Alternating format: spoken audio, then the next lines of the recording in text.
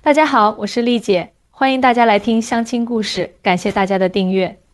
今天给大家讲一个让我感触很深的故事。我有个老乡叫张建国，他女儿小芳几年前通过相亲认识了台湾的一个小伙子，然后就远嫁到台湾去了。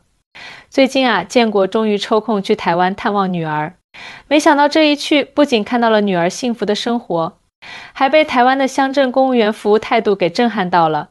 回来之后就一直跟我唠叨这事儿。丽姐，我真是大开眼界啊！建国坐在我办公室里，手里端着茶，眼睛里还带着惊叹。你是不知道，我们老一辈人对台湾的印象，还停留在那个苦台湾的年代，总觉得那边的同胞生活得紧巴巴的。结果这次我去了才发现，咱们的认知严重滞后啊！我笑着问，怎么，台湾的生活条件很好？那当然。建国猛地一拍大腿，小芳他们家住在台中的一个小乡镇，环境特别好，空气清新，街道干净，花草树木随处可见。最震撼我的是，他们那个小区的配套设施简直不要太齐全，健身房、图书室、老人活动中心，还有专门的亲子活动场所，这在我们村里想都不敢想啊。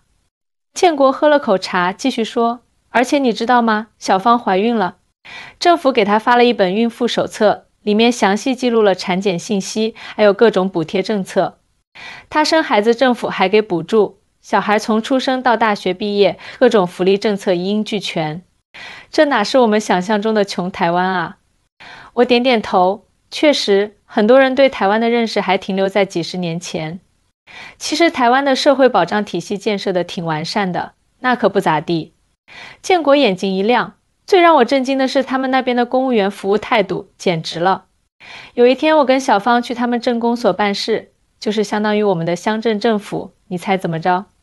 一进门就有工作人员主动迎上来，微笑着问我们需要什么帮助。这有啥大惊小怪的？我故意逗他，丽姐你别不当回事。建国摇头晃脑，你是不知道我们村委会那些人的德性。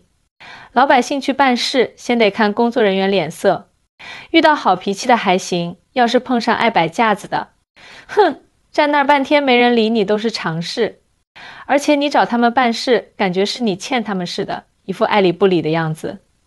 建国接着讲，台湾那边的公务员，先不说服务态度有多好，就说办事效率吧，立等可取的事情当场就给你办好，需要审批的事情告诉你具体什么时候能办好，然后真的按时完成。我问小芳，这是不是特意给我看的？小芳说这是常态，不是作秀。确实，台湾的公务员文化跟我们这边有差异，我点头附和。差异？那简直是天壤之别啊！建国激动地说，我去办一个居住证明，那个工作人员不但没有刁难我，还特别耐心地帮我解释各种注意事项，甚至主动问我是不是需要同时办理其他手续，省得我多跑路。丽姐，你想想，在我们村哪个干部会这么体贴啊？这倒是实话，我不禁莞尔。最让我感动的是，建国放低声音，仿佛在讲什么不可思议的事。工作人员看我是从大陆来的，特意找了懂简体字的同事来帮我，还给我准备了一份台湾生活指南，告诉我有任何需要都可以随时联系他们。这哪是在办公室啊，简直像是在5星级酒店享受服务。建国叹了口气，我想起我们村里群众来办事，经常被踢皮球，推来推去，有时候1个小时办下来，得跑好几个部门，折腾的人心力交瘁。在台湾，他们的理念是以民为本，真正把老百姓当回事儿。那你有没有问问台湾公务员的工资待遇如何？我好奇地问。问了，建国点点头，说来有趣。他们的公务员工资其实并不比我们这边高多少，但他们有一种根深蒂固的服务意识，认为服务好民众是分内之事，不是施舍。小芳她老公家的邻居就是个公务员，人家是真把公仆2个字放在心上，不是嘴上说说而已。我若有所思，听起来台湾的公务员和我们这边的价值观有些不同啊。那可不。建国感慨，他们那边的公务员考核，老百姓的满意度是很重要的指标。工作人员对民众态度不好，投诉一多，可是会影响他们的绩效评价和升迁的。这制度设计的就很合理啊，把权力关进制度的笼子里，让权力真正为民所用。建国眼睛亮亮的，继续说，我去台湾之前还以为他们那边什么都比大陆落后呢，结果发现人家在公共服务、社区建设这些方面，有些地方真的走在我们前面。尤其是政府部门的透明度和服务意识，值得我们好好学习。丽姐，我跟你说，这才只是冰山一角呢。坚国喝了口茶，继续讲述他的台湾之行。有一天，小芳带我去他们镇上的市民活动中心，那地方简直了，老年人在跳广场舞，中年人在参加社区议题讨论会，年轻人在学习职业技能，小孩子在专门的区域玩耍，全民参与啊！而且你猜怎么着？这些活动大多是免费的，都是政府出资组织的，这么好。我惊讶地问，可不是吗？建国挥挥手，最离谱的是，那个活动中心的负责人是个公务员，人家工作态度特别认真。我跟小芳在那儿坐了一下午，看见负责人不停地走来走去，询问参与活动的居民有没有什么需要改进的地方，还拿个小本本记下来。我心想，这要搁我们村，哪个干部会这么上心啊？我点头表示理解，这确实是咱们这边不常见的情景。还有啊，建国眉飞色舞，小芳他们那个小区有个独居老人，行动不便，你知道吗？社区的公务员每周都会上门探望，帮忙采购生活用品，陪老人聊天。我一开始还以为是什么亲戚呢，结果小芳告诉我，这是政府的独居老人关怀计划，专门安排公务员定期探访辖区内的独居老人。丽姐，你说这服务多到位啊，这确实很人性化。我由衷赞叹，最让我感动的是，建国眼睛微微湿润，我在台湾遇到了点小麻烦，不小心把护照弄丢了。你知道在外地丢证件是多麻烦的事吧？我当时心想，完蛋了，这下可有的折腾了。结果小芳带我去当地派出所，那个警察态度特别好，不但没有批评我粗心大意，反而安慰我说这种情况很常见，让我别着急。然后呢，我被他的故事吸引了，然后他详细记录了我的情况，主动联系了大陆驻台机构，告诉我具体的补办流程，甚至帮我打印了相关表格，在表格上标注了需要填写的地方，最后还给我一张名片，说有任何问题可以随时联系他。建国摇摇头，丽姐，我在咱们这边派出所办过事，哪有这待遇啊？确实，咱们这边的窗口服务人员有时候态度是挺冷淡的。我承认道，冷淡都是轻的。建国有些激动。去年村里老王家办个户口簿，窗口那位大姐理都不理人，老王站那儿喊了好几声才抬头，还带着白眼说干嘛呢？没看我忙着呢，忙啥呢？明明在刷手机，这能比吗？建国叹了口气，在台湾，我真切感受到了什么叫公仆意识。公务员把自己定位成服务者，而不是管理者。我们这边的干部，特别是基层的，总觉得老百姓欠他们的，办个事情还得看他们脸色。那你觉得造成这种差异的原因是什么呢？我好奇地问。建国思考了一会儿说，我看啊，主要有几点。第一，台湾那边的公务员培训很到位，从入职开始就灌输服务意识。第二，他们的考核机制更合理，老百姓满意度是重要指标。第三，我觉得可能跟社会整体氛围有关。台湾社会强调人与人之间的尊重和平等，这种氛围也影响了公务员的行为方式。第四点，最重要的，建国竖起一根手指，我发现台湾的公务员权力没那么大，他们更多是执行者和服务者，而不是土皇帝。在我们一些地方，基层干部权力太大，老百姓有求于他，自然就容易形成官本位思想。这些观察很深刻啊，建国，我真诚地说。对了，还有个细节我得说说。建国想起了什么，有一天下雨，我和小芳去镇公所办事，进门鞋子有点湿。你猜怎么着？门口的工作人员立刻拿来一块干毛巾，让我们擦擦鞋子，还关切地问需不需要热茶暖和一下。丽姐，这搁咱们这儿能有这待遇吗？确实难以想象，我摇头。而且台湾的公务员办公场所布置得很温馨，没有那种冷冰冰的感觉。墙上贴着便民服务指南，桌上摆着便签和笔，方便民众使用。茶水间对民众开放，厕所干净整洁，这些小细节体现的就是对民众的尊重啊。听你一说，我也想去台湾看看了，我半开玩笑地说。值得去看看，建国点头，还有个事儿特别让我惊讶。小芳说他们社区有个问题，道路规划不合理，居民出行不方便。社区居民联名写了份建议书，提交给了镇政府。你猜怎么着？不到1个月，镇政府就召开了听证会，邀请居民代表参加，共同商讨解决方案。最后真的根据居民的建议修改了道路规划。我在想啊，建国若有所思，如果在我们村里，村民们提意见，首先得看村干部心情好不好，然后即使接收了意见，大多也是门里门外2张皮，根本不当回事。有多少意见石沉大海啊？不过话说回来，我提醒到，现在咱们大陆的服务意识也在逐渐提高啊，特别是一些发达城市。没错，我承认这点。建国点点头。去年我去省城办事，确实感觉比以前好多了。但是丽姐，差距还是很大啊。尤其是基层，尤其是像我们这样的农村地区，公务员的服务意识还有很长的路要走。建国叹了口气，最让我震惊的是台湾公务员的责任意识。有一次小芳社区的自来水管道破裂了，大半夜的，负责这块的公务员二话不说，从家里赶过来协调抢修，一直忙到凌晨。事后居民想表示感谢，那位公务员却说这是我的工作，应该做的。这种敬业精神确实值得学习，我赞同道。是啊，建国感慨，你知道吗？小芳告诉我，他们那边有个制度叫阳光法案，要求政府公开透明。公务员的薪资、福利、考核标准等等都是公开的。这种阳光机制，一方面接受民众监督，另一方面也保障了公务员的合法权益，挺好的。透明度高确实有助于提升服务质量，我点头。还有台湾的乡镇公务员，大多数都是本地人，对社区情况非常了解，跟居民关系也很近。他们不是高高在上的父母官，而是社区的一份子。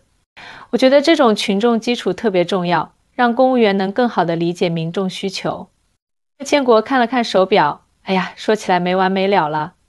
丽姐，总之这次台湾之行让我大开眼界啊。自认为服务意识还不错，但跟人家一比，差距太大了。丽姐，我回来之后就一直在思考怎么把台湾的这些好经验带回我们村。建国眼中闪烁着坚定的光芒，虽然条件有限，但理念可以借鉴啊。有什么具体想法吗？我很好奇他的计划。首先，我准备在村委会开展服务意识培训，建国掰着手指头数，让村干部们明白，咱们是给老百姓办事的，不是老百姓给咱们面子，这心态得摆正。这个想法不错，我赞同的点头。其次，我要改革村里的工作制度。建国继续说，设立首问责任制，谁第一个接待村民，就由谁负责到底，不能踢皮球。同时，建立服务评价机制，让村民对服务质量进行打分，年底考核时把这个分数算进去。这些都是实实在在的举措啊，我由衷赞叹。还有啊，建国眼睛一亮，我打算在村委会设立便民服务角，提供热水、纸笔、老花镜这些小物件，让来办事的村民感到被尊重和关心。这花不了多少钱，但效果会很好。建国喝了口茶，继续说，最重要的是，我想改变村干部的思维方式。在台湾，我明显感觉到那边的公务员把自己定位成服务者，而不是管理者。这种角色转变特别关键。是啊，身份认同会影响行为方式。我深有同感。对了，我回来路上还想了个办法。建国神秘地笑了笑。以后村委会开例会，我准备邀请几位德高望重的村民代表列席，让他们全程参与，提出意见和建议。这样一来，村干部的工作就在阳光下运行，不敢怠慢。这招厉害，我竖起大拇指。丽姐，你知道我最大的感触是什么吗？建国忽然正色道，我发现台湾的公务员并没有很高的薪水，工作环境也不是特别奢华，但他们有一种打心底里的责任感和自豪感。他们认为服务好每一个民众是一件很光荣的事情，这种职业荣誉感确实很重要。我点头附和，没错。建国重重的点头。我以前总觉得提高村干部待遇是关键，现在看来，除了物质激励，精神引导也很重要啊。让村干部们明白，咱们的工作是有意义的，是受人尊重的，但前提是咱们得先尊重老百姓。台湾公务员的敬业精神确实值得学习，我感慨道。丽姐，还有一点很重要，建国压低声音。我觉得咱们这边的基层干部权力太大，导致有些人飘了。台湾那边公务员权力都在明确的制度框架内，不能随心所欲。我回去也得好好梳理一下村里的规章制度，让权力在阳光下运行。这个角度很深刻啊，我赞同地说。说到底，建国总结道，台湾的公务员服务好，不是因为他们天生就比我们热情，而是因为他们有一套完善的制度和文化氛围。回去之后，我就打算从这两方面着手改进我们村的工作作风。你这次台湾之行收获真不小啊，我笑着说。建国点点头，突然话锋一转，丽姐，说实话，这次去台湾我还打破了不少固有印象。比如我一直以为台湾经济不行，生活水平差，结果一看，人家的生活质量可不比我们差啊。城乡差距没我们这么大，基础设施建设得很完善。是啊，很多人对台湾的认识还停留在老印象上。我说，小芳他们家住的小区绿化覆盖率特别高，路面平整干净，社区内有各种便民设施。最让我惊讶的是，他们那个小乡镇的图书馆藏书量竟然比我们县图书馆还多，而且对外完全开放，居民可以随时去看书学习。建国感慨地说，我之前还担心女儿嫁到台湾会吃苦，现在看来是我多虑了。人家那边的社会保障、医疗水平、教育资源都很不错啊。那小芳在台湾适应得如何？我好奇地问。挺好的。建国脸上洋溢着幸福的笑容，女婿对她很好，家庭和睦。小芳在当地找了份工作，同事们也很照顾她。最让我欣慰的是，小芳说她感受到了尊重和平等，不管是在公共场所还是职场中，大家都把她当作普通人看待，没有因为她是大陆人就另眼相看。这很重要，我深有同感。是啊，建国点头。小芳告诉我，台湾的朋友们很好奇大陆的发展变化，经常请她分享大陆的情况。通过这种交流，双方增进了解，消除误解。我想，这不就是两岸民间交流的意义所在吗？确实如此，我由衷地说。建国站起身，走到窗前，望着远方。丽姐，这次台湾之行让我深刻认识到，两岸同胞血脉相连，文化相通。尽管社会制度不同，但追求美好生活的心是一样的。我相信，随着交流的增多，两岸关系一定会越来越好。我也这么认为。我微笑着说，对了，下个月小芳要回来看我们了，还要带她台湾老公一起来。建国高兴地说，我准备带女婿好好逛逛我们村，看看近年来的变化和发展。两岸交流从家庭开始嘛。他顿了顿，眼神坚定。我还要让女婿看看我们村在公共服务方面的改进。我已经打定主意了，一定要把台湾的好经验带回来，提升我们的服务水平，让老百姓感受到咱们村干部是真心实意为人民服务的。建国，我相信你一定能做到，我真诚地说。丽姐，我们这一代人见证了大陆的巨大变化。建国感慨万千。改革开放这些年，物质生活提升了，但在一些软环境方面确实还有提升空间。这次台湾之行让我明白，公共服务质量的提升不仅关系到老百姓的获得感和幸福感，也是社会文明程度的体现啊。建国郑重地说，我打算在下次村民代表大会上详细分享我的台湾见闻，让大家都知道为人民服务不是口号，而是应该落实到每一个具体行动中。我相信，只要我们真心实意为老百姓办实事，老百姓一定会感受到，也一定会支持我们的工作。太好了，我由衷地为他高兴。建国，你这次台湾之行不仅看望了女儿，还带回了宝贵的经验和思考，这才是真正有意义的旅行啊。建国笑着点点头，是啊，活到老学到老。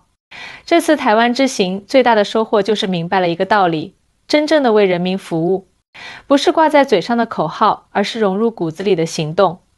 台湾的乡镇公务员用实际行动告诉我，公仆精神是怎么一回事。作为一名村长，我深感责任重大。建国目光炯炯。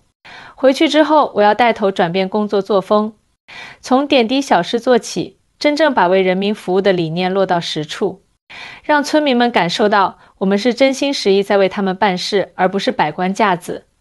天色已晚，建国起身告辞，看着他离去的背影，我不禁陷入沉思。两岸之间隔着海峡，但民众对美好生活的向往是相通的。通过交流互鉴，取长补短，我们的社会一定会更加和谐美好。想到这里，我不禁为建国点赞，也为两岸更多的民间交流充满期待。朋友们，你们觉得呢？欢迎在下方留言，分享你们的看法和经历。我是丽姐，咱们下期再见。